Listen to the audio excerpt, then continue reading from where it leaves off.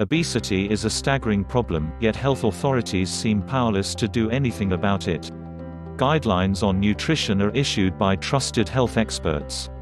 Some make sense, like the "Eat 5 portions of fruit and vegetables every day" guideline. Fruit and vegetables are sources of minerals, vitamins and antioxidants. Some guidelines, however, can be misleading.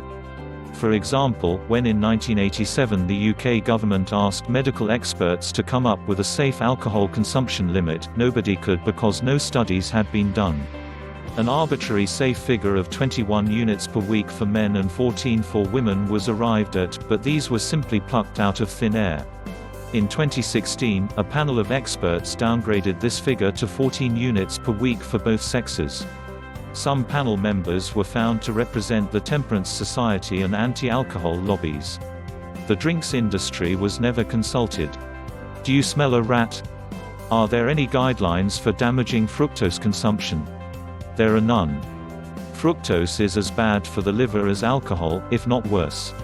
What if everyone who eats processed foods, most of us, have damaged livers because of excessive fructose intake? If so, then what if alcohol consumption just simply compounds the problem?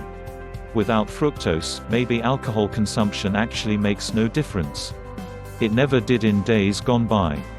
Alcohol consumption in the UK has fallen over the last 2 decades, yet liver damage is on the increase.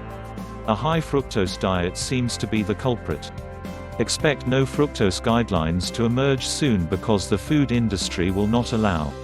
Profits are more important. Sensible nutrition guidelines. There are 3 nutritional guidelines which ought to help prevent the obesity crisis worsening. 1. Restrict non-fibrous carbohydrate intake. Good carbohydrate foods contain dietary fiber. These are vegetables like cabbage, Brussels sprouts, kale, broccoli, etc. They fill the stomach and contain essential minerals and vitamins. The dietary fiber is converted to short-chain fatty acids which help the body to burn fat. Potatoes are a source of vitamin C and minerals, but should be eaten sparingly because the starch they contain raises blood pressure. However, cooking and then chilling potatoes for use in salads produces resistant starch. That reduces the blood sugar raising effect. 2. Restrict fructose consumption. Cease fructose intake. Read the labels.